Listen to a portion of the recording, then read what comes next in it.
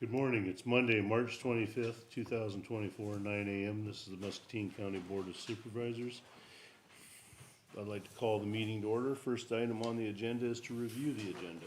Move to approve I'll second. presented. I have a motion by Scott and a second by Danny. Any further discussion? All in favor signify by saying aye. Aye. Opposed, the same. Motion carries. Item 3 are items with Planning and Zoning Administrator Eric Furness. Item A is review a special use permit granted by the Muscatine County Board of Adjustment. Yes, good morning.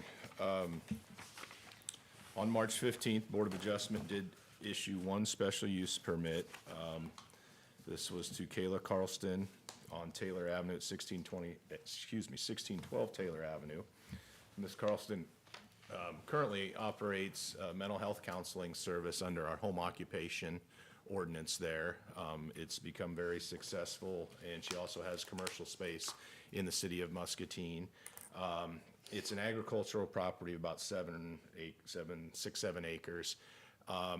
And she had proposed building a public stable where mental health counseling services would continue because they've recently started utilizing equine therapy and other farm animals as part of the mental health counseling, and it's been very successful. So after considerable deliberation, the Board of Adjustment did grant a special use permit for her to construct a stable where animals could be boarded, and also the mental health counseling could continue utilizing equine and actually other farm animals as well. They put a limit because she's expanding slightly, and they attached a limit of no more than 10 employees, so each therapist could potentially be there with one client, working with their client and an animal. Not all the time would they have an animal. One of the reasons that they felt it was acceptable is because they felt that there would be no more impact to surrounding property than a public stable would have with 10 kids coming and having riding lessons every day. That is a typical special use in the A1 district. It's at the intersection of 2 paved roads, so any slight increase in traffic shouldn't cause any dust issues or anything like that. So that was a special use permit that they did grant. Eric, I was a little confused on the restriction. Is that 10 employees plus their clients? So it could be potentially up to 20 people? Up to 20 people Okay. at a time. Okay. She said it's very seldom that all the therapists are working at the same time. They often rotate through. They allow for 15-minute overlaps between clients, but potentially that would be the maximum, would be up to 20 at any given time. Okay. And that was it for Board of Adjustment. Okay, item B is discussion and possible action to approve resolution 03-25-2401, approval of the combined preliminary and final plat of Southview subdivision. Okay, Southview subdivision is a one-lot agricultural subdivision right on the south side of the city limits of Durant. This simply allows the owner to split off approximately 2.79 acres that would have frontage to 7th Street or 7th Avenue in Durant. This essentially is just a process that they would have to start so that they could annex this property into the city of Durant. It would have access to the 7th Avenue Street in Durant, Durant sewer system, and they're already working with the city of Durant on annexation of this property. So this was necessary to start that process. Yeah, I saw it. Was it Dawn was at the hearing, and was she representing the city? Yes. Yeah, I'd seen that, but I didn't see anything in the notes where the city indicated that there was an annexation or potential going through. There was, we had multiple conversations with the city of Durant leading up to this on just how, chicken or the egg process. And I explained, because they were concerned, they have to sign off being a city within 2 miles on any plat as well. And they were concerned that if they signed off on it as is, would they have the control to bring it in under their standing, under their regulations? And I explained to them, well, certainly that's part of your annexation process. You don't have to accept this lot into the city. It's all part of an agreement between you and the owner on what zoning district it comes in under. Your development, if you make him pave up to the border of the property. And so they finally had some discussions with their attorneys and were comfortable with it. So they are also working through the P&Z process with Durant and then ultimately annexation. Okay. Can I take step back on the first one you talked about as I looked at this map, and I see on the map, it has 3 different, parcels that are drawn with a Sharpie there. Tell me, is that So three those are, choices? those are potential I locations got you. that she threw out That's what I thought there. it was, but I wanted to Yeah. clarify. Yeah, she Okay. just wanted That's to fine. know if those would be acceptable, yep. So if this parcel gets annexed, there's a potential that may build more than one. They could certainly subdivide it further if they want to, that'd be up to the city of Durant. The city of Yep, Durant and their, 100%. yeah, okay. And that parcel there that we're Jeff speaking of there's plenty of slope, as I remember it in my mind from Mud Creek, that there's no issue of any type of flooding that gets up that high No, at all. not in that As I parcel. remember the amount of Correct. slope there. Correct. Okay, very good. Okay, I would accept a motion. I would move to approve. Motion by Scott, second by Kurt. This is a roll call vote. Scott? Aye. I vote aye. Danny? Aye. And Kurt? Aye. Motion carries. Eric, did you wanna talk a little bit about the comp plan? Yeah, I just thought about that. First off, I want to thank the public that did show up. We had a pretty good turnout. I'd say there was 35, 40 people there, including some, board members and county staff, but it was a very good turnout. I heard a lot of good comments about the good discussions. I think Bi-State did a good job of kind of mixing people up, and there was a lot of diversified ideas that were shared and a lot of eye-opening notions amongst residents, and we've got some good input that we're working on compiling. And I want to personally thank the board members that were able to make it. I heard a lot of good feedback as well from the public that they felt really good about having board members sitting at different tables, hearing kind of their thoughts and sharing some of the wisdom that y'all have with cost of doing business and challenges. And so I think it was a real success, I felt, so. Good. Yeah, I thought it was a good event, and I was very pleased with the public turnout. There were a lot of, I coined it about 35 to 40 people at the event, so that was very good for a comp plan. Have you got the meeting scheduled for the West Liberty area yet? Not yet, it'll probably be May. May? Yeah, we found, I think, social media seemed to help sharing the notice of that meeting, because it got shared and bumped a lot, and people showed up, so it's a good thing. I thought that meeting was very well structured and how they did that and broke that into groups, and everybody, the public, that was involved with everyone seemed to be very comfortable with, having open conversation and ideas, so I thought it worked really well. Bi-State does a good job. Gina's very, very good. Okay, item number 4, discussion of possible action to approve and authorize the chair to sign a statement of election costs for the March 5th, 2024 Columbus Community School special election with County Auditor Tybee. Okay, and you have the election notice in your packet. Do you have any questions? I don't think I do. I looked it over. No, looks good to me. I'd make a motion to approve. A motion by Scott, I'll second. second by Danny. Any discussion? All in favor signify by saying aye. Aye. Opposed, the same. Motion carries. Okay, item number 5 is discussion of possible action to approve a renewal application for Class C beer, liquor, Sunday sales, and outdoor service permit for West Liberty Golf and Country Club, 1248 Country Heights Lane, West Liberty, Iowa. I'll move. This is something we do every year. Yeah. I'll second. I'll move for, Danny has a motion and Scott has the second. Any discussion? All in favor signify by saying aye. Aye. Opposed, the same? I should say, guess the sheriff's here, we haven't had any issues that would, on any of these, requests that we would be concerned about. No, and I usually attach a report to the Yeah. application that we run them through our in-house system, check for calls that we've taken there, check the names that are attached to the application, so. Yeah. So just if we've ever had any that are problematic, we generally know about it. Okay, item 6, discussion of possible action to approve an 8-month application for Class C liquor license and outdoor service permit for the Chart House Inc., DBA The Lighthouse, 2142 Water Street, Muscatine, Iowa. Move to approve. I have a motion by Scott, second by Kurt. Any further discussion? All in favor signify by saying aye. Aye. Opposed, the same. Motion carries. Item number 7, discussion of possible action to approve the minutes of the March 18th, 2024 regular meeting.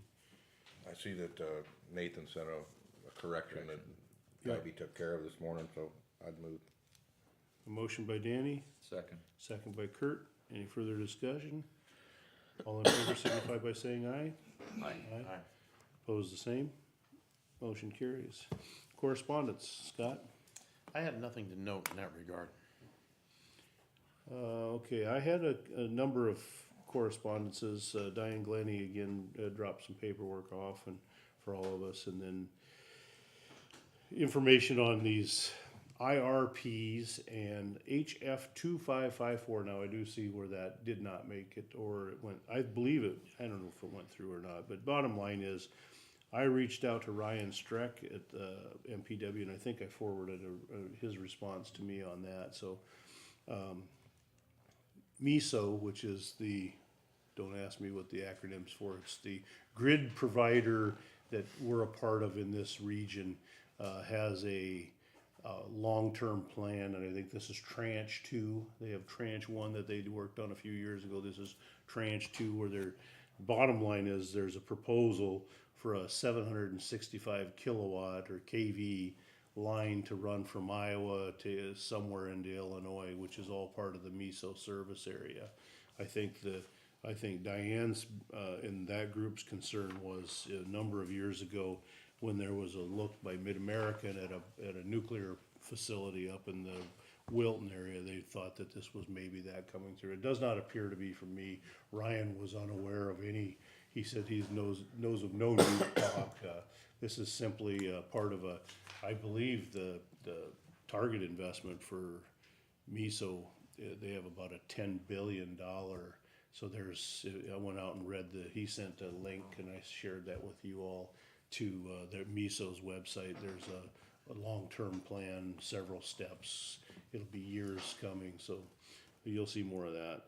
So that was my correspondence for the week. Danny?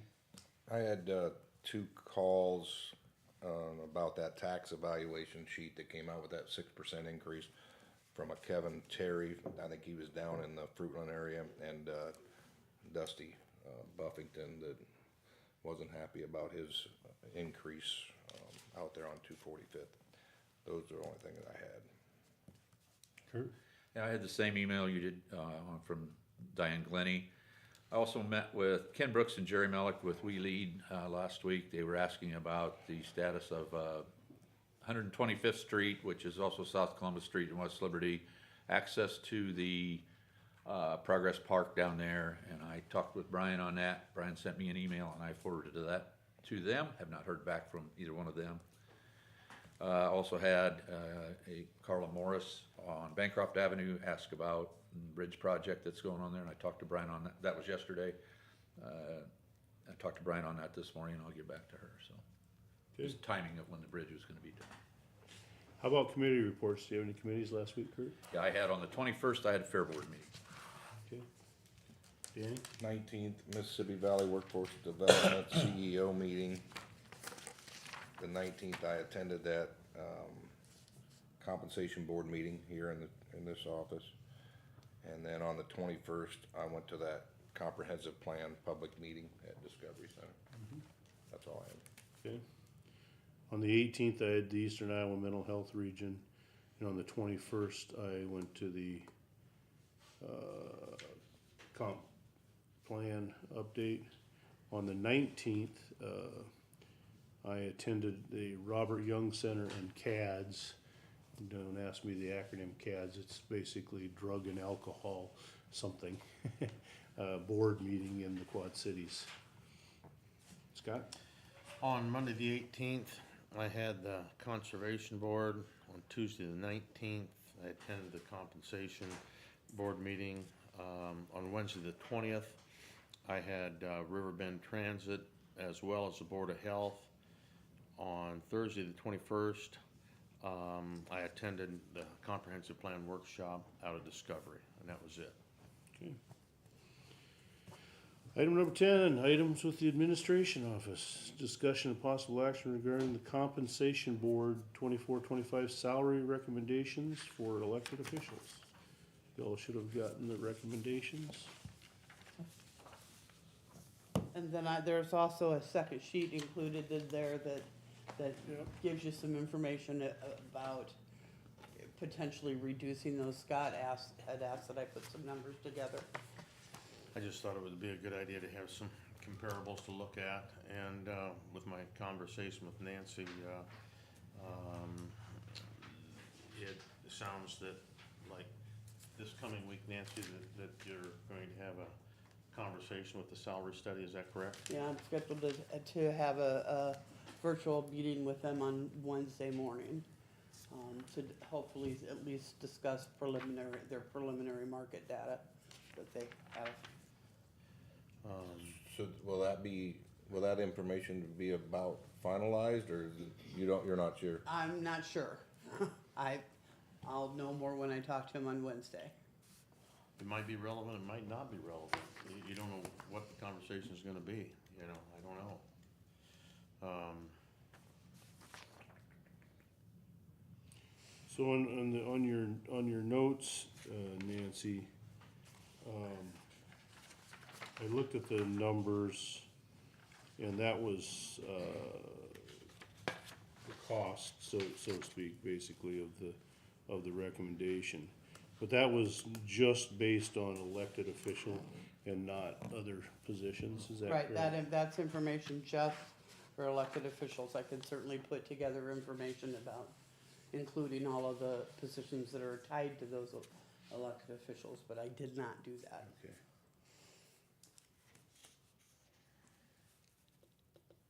I know one thing we discussed a little bit, and those positions that are attached to each elected official, their deputies, are they allowed, I'm asking you because I think maybe you'll know, are they allowed for each of those elected officials to break those positions off and move them to a salary role?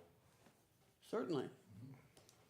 And would Certainly. that have to be an all or nothing type of thing, or could that be by department? I think you could do it as you pleased. The elected The elected official official can do The it. elected official. could do it as they please. Yeah, all mine except for the secretarial staff and victimness coordinator or fine collection are all salary. So you don't have any deputy positions that I are, have a first assistant, Yeah. it's tied to mine, but that'd be. At first, assistants are tied to him, and then for the other attorneys in his office, they're all salary there's, administrators? they have a separate salary plan that's actually tied to the increase that he gets as well. So in his office, it would be all of the attorneys. The only reason I was, Treasurer has first and second, auditor has first and second, recorder has first and second, and the sheriff has 7 or 8 that are tied to him. 6? Okay. the only reason I was asking is sometimes if we gotta make challenging decisions on the elected officials' wage increase, that if we had those positions broken off, and of course, we'd wanna pay them according to their skill sets for their role that they're doing in those departments, it may be, because if we pull back on the elected officials' wage, then we affect those employees maybe in a adverse way that may not be beneficial to them, when the elected officials normally make considerably, more. So, that's just something I was thinking about.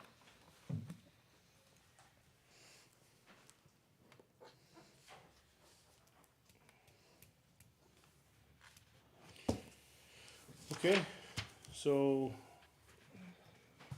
we have a recommendation by the comp board, so what's everybody's thoughts? Can I interject just Yep. one Danny's statement? Yep, With that, I would caution that, especially within our office. We've done it both ways. We've done percentage based, and then we've done the salary administration. One of the issues that we have, and we've had it several times, the staff that their wages negotiated through that union negotiation, it happens where those wages catch up to the supervisory wages pretty quick. Yeah, we get a compression issue. We get that compression, and then we lose really the incentive to be a supervisor. I'm listening to you. So I would caution that. that's the challenge when they're under the salary administration program. Well, and so that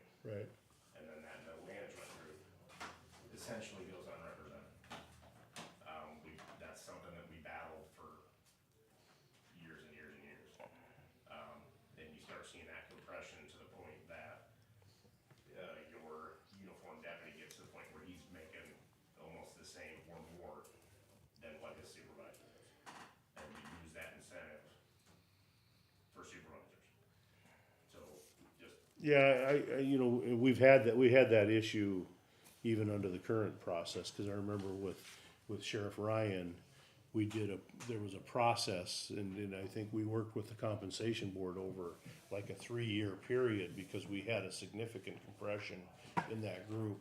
And it was a funding challenge for the board at the time to deal with it all, but we did it over like I'm thinking it was a 2 or 3 year period with, the compensation board, so, I mean, I hear you, Quinn, but I think it can happen in either scenario is my challenge.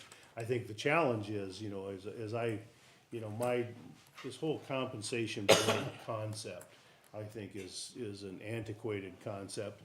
I think that, you know, salary administration and being able to keep, you know, professionals and staff compensated appropriately, you know, we'll just figure that, you know, I hear that if you don't do your salary surveys, you don't have a mechanism to upgrade your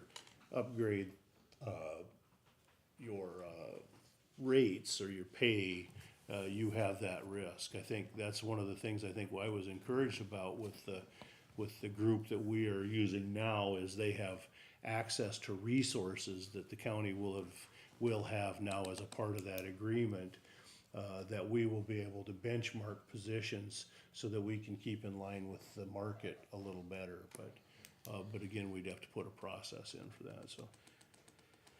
Okay.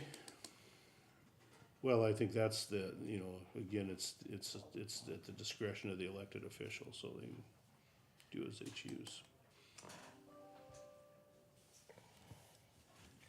Yeah, you've got the union negotiations coming forward. I think the February, CPI is about 3 3/4%. The compensation board looked at, 5% across the board. And I'm one that likes to keep more of a steady flow, not a lot of hills and valleys. And that's how I think. I think we can have some discussion today, but I think we need to wait to see what kind of information Nancy can bring to us next week on her conversation, and have more discussion at that time, would be my position currently. So you're asking to maybe table this until we have that conversation? I think it makes sense. Will we have, Nancy, will some of these positions were they looked at in this? What I requested from the MRA, who is the company that we've hired, they understand that it's very difficult to match those jobs to anything other than other counties. But we had some discussion about, at least giving me some feeling about, because of their middle management duties, or whatever you wanna call it, if those deputies are about where they would be if they were out in the real world. So I've at least requested that information. I guess I'll see what we get. So what's the preference of the group? Can we, Yeah. Kayla, We do need to have the salaries in for me to, We- get the budget. we have to put something in. Yeah. And they don't have to be the finalized salaries, because they have You till, just can't increase them. So it can be high, you can decrease them, But but we- you can't increase them. but we have to put some number in a budget document that's gotta go to the papers today. Well, I need to, I'll send it out next Monday is when, so if we Okay. needed to wait until next Monday, we could put this discussion early on the agenda. Yep, But and we, then approve the budget for publication. we have, I thought that when we did our budget, we went with a 5% across the board. right. Did we not include these positions in that? Yeah, they're in, but I guess that's the question. Do you want if we proceed now, we're gonna publicize a document that specifically says the elected officials are getting 5%. That's what the document that goes in the paper will say. So we can either move forward on that, or we can come back to this next week after I've talked to MRA. And if, as long as I put it early on the agenda, she can know if that number needs, Numbers before we if that number needs to be something other than 5%, she can know that and get her stuff to the So paper. we have to have it published by end of business day Monday. So, yeah, well, Monday is when, you're gonna approve it for publication, and then, so I need to send it to the papers Monday morning for them to publish it by Thursday.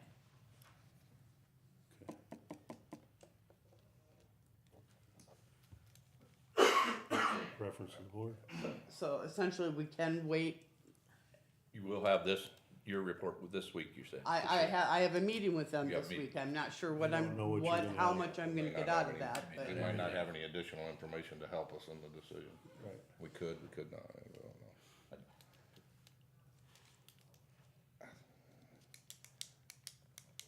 Well, if we do gotta make a decision, how about, I'll make a motion for 4% across the board and 3% for the supervisors.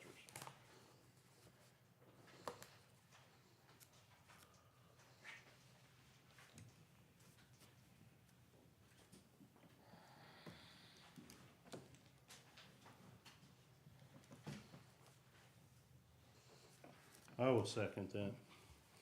So we have a motion by Danny and a second by Jeff. Discussion.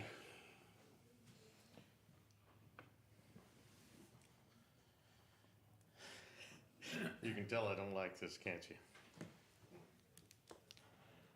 Yeah, again, I'm just not, I don't like the process. I think the timing is bad. But it is what it is. I would probably be more in line with the 3%. Take the supervisors to nothing. It doesn't matter to me on the supervisor pay. I hear but that's kinda, we have a motion on the table We got a for motion and a second. 4 and 3.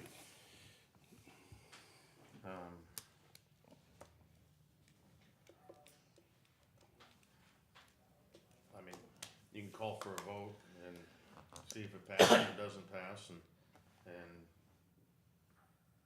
I can tell you what I think then. Okay. All right, we have a motion on the floor, 4 and 3. All in favor signify by saying aye. All right, Aye. Opposed, Nay. nay. So we have a split vote. So I think maybe I would make a motion that we table it till Monday till we'll have a full board with Mr. Mather here to weigh in on the discussion. Would that make sense? I'll second that. So, okay, you have a motion to table by Jeff and a second by Danny. All in favor signify by saying aye. Aye. Okay, motion is tabled. I think that's a good idea. Then we'll have a 5-member board on Monday, and we won't have any ties, all right. Item B is discussion of possible action to approve an updated class specification and grade assignment for a payroll/accounts payable administrator position in the auditor's office. So, the reason you're seeing this is, as most of you know, the second deputy in the auditor's office has put in notice that she is leaving. In looking at the duties in that office, Tybee has decided to move. The first deputy is Jane Clausen, and she currently serves as payroll, accounts payable administrator. She does those duties. She's going to move into real estate administrator, real estate backup.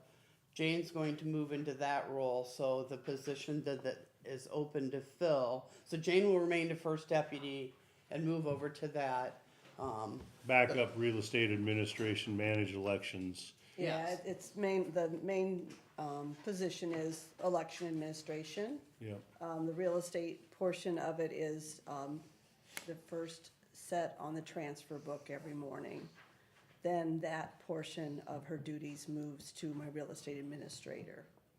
So the real estate administrator still stays with Brandy. It's just this position has always been split prior to me and currently. So that's the duties in that job description is currently what the second deputy's doing. Right, and so since the position that's now open is unlikely to be a deputy, because it'd be bringing somebody in brand new, it goes back into our salary administration program, which it was there before. So as part of this process, we took that job description, made sure that it was up to date, put a little bit more emphasis on the education needed, and the end result of all of that was, it's my recommendation that this position be placed in a grade 10 in the salary administration program. It wasn't a grade 9 back before when it was in the salary administration program. So this is a slight increase to recognize that education requirement. And give me a range on that, will you, Nancy? I didn't see it in my, I knew you were gonna ask me that, and I don't think I have that information in here. okay. I'll check with you later. Okay, yeah, I'll email you. But I trust the process. I know we've done that on, before. And so our intent will be go out, publish this for, applicants and see how we do. Okay. All right, I would accept a motion to approve. I'll move. A motion by Danny, Second. second by Kurt. Any further discussion? All those in favor signify by saying aye. Aye. Opposed, the same? Motion carries. Item C is action to accept the March 2024 payroll claims. I'll move. Motion by Danny, Second. second by Scott. Any discussion? All in favor signify by saying aye. Aye. Opposed, the same? Motion carries. Anything else, Nancy? I do not have anything else. Okay, item 11 is receive information from county employees. Brian, do you have something this morning? Good morning. Last Friday, I attended a pre-construction meeting for the levee project that will be taking place. I attended with, to give input as far as the haul roads go. There's pretty significant amount of material that's going to get moved. And I learned that there's even more than what I originally thought. The reason I bring it up is because there's going to be a very large amount of trucks that'll be running certain roads down on the island. There's like 70,000 some yards of dirt to move. The way that the consultant engineering firm originally designed it was that the borrow site is there on 57th Street in the Deep Lakes Park, and then that material will be going out to the levee pretty much straight east. But to get there, the trucks, the haul route would include 57th Street, Pettibone, and then either going south to Wiggins or north to 41st, Maple Grove, and then stockpiling the material. And this is a considerable amount of dirt. It's like 60,000 yards, I believe. Pretty much right out of the gate, the contractor requested to make a temporary haul road to where he could come out onto Pettibone and cross Pettibone and enter one of the many industrial businesses there to then access the levee. Which is great. That keeps more trucks off of 57th Street. The one concern though is that they're requesting to use like larger off-road dump trucks, like the 6-wheel articulating ones. Some people call them ukes. They're very large trucks. And the reason I bring this up is just because I know that there's been some public input as far as the safety and traffic on Pettibone over the last year. This is going to increase a lot. And we'll certainly be looking at the safety of either one of those options, either sticking to their original plan or allowing them to have a special crossing. There's certainly pros and cons to both. And I'll be getting Jim involved on the haul road agreements. Would it maybe be beneficial to put some flashing yellow caution lights down there, or are you planning on that maybe? Yeah, there'll definitely Traffic be some control. stipulations that come with it. If we allow them to run those larger trucks, the DOT's got some standards that call for either flashing lights, like a stoplight, that the guys in the trucks can control with a controller. And so whenever they're nearing their crossing location, they can hit a button and it'll stop all traffic that's on the road. Or you can also have flaggers out there that are stopping traffic whenever a truck comes up. How long is the process gonna take? They so there's two parts to the project. Each one's down at the very southern end, and then one is here on the island. I believe they plan to start within the next couple weeks on the southern portion of the project. And it'll run. The entire thing will run till about October. The southern project does have dirt going to it as well. It does, from this area? Yeah, I learned that at this meeting, so that added some more complexity to the haul routes. And like I said, we'll be getting Jim involved in looking over the. And they're looking at the larger trucks for the whole thing? No, we're not going to allow them to use the larger trucks to take it down there. The reason they want to use the larger trucks up here is that they can cross the road, they can get to the levee, and then drive anywhere that they need to. So really, they're only touching the dirt. They're only picking it up and putting it on a truck once. So it increases the efficiency for them. Yeah, The nice part probably a much larger haul. Oh, they're very large trucks. Yeah. They're Volvo A40s, so they can haul about 40 ton. They're very heavy trucks. So the concerns for us would be damaging our pavement. Hopefully, though, it'd be localized to just where they cross the road, instead of being spread out a couple miles. But they will. I mean, those trucks. You'd go from a truck that would haul what, maybe 17 ton to a 40 ton? Yeah. So you've cut your traffic in half. Yeah. Your trips, so I can understand the contractor's desire, and probably even from our infrastructure, if we can, would you, I'm almost thinking if you did that, Brian, would you have to build up over the road some kind of reinforcement? There's that option, and then there's also some standards out there for laying down thick steel plates Plated. and run over them. Probably be better for the normal traffic on, cause it would be cause the other one that you could always consider is if you closed a section of Pettibone, Yeah. right? Cause you could close that off and go around, and I know people wouldn't be happy, but price of progress, right? Sometimes you have to do, cause are we working on, Stewart's not gonna be kicking off in this time frame, is it? It's got the potential to, but I mean, obviously, that hasn't been let yet. And we're definitely going to be looking at the progress of the levee project before we take the Stewart Road to letting. Just I mean, we want to get the letting. We want to get the Stewart Road paving project out and get it let, but this could certainly delay it a little bit. And I think that's Supervisor Chick's district, right? But so I think there will be. I hopefully the public understands with a project of this size and scope, there will be some disruption down there. Yes, over the certainly. next 12 months. And that's Be why patient. And I'll definitely let you guys know where we end up. I want to do some more research as to what has been required, for previous construction projects throughout the state. I mean, this isn't a new thing that they're proposing, but we just want to make sure we have it all good to go. So, but we'll get some feedback from the public, I'm sure. So Oh yeah. that's all I had. Thank you, Brian. Yep. Thank you. Any other county employees wish to address the board? Okay, next is receive comments from the public. Any members of the public wanting to address the board? Seeing no one come forward, it is 9:40 and the meeting is adjourned.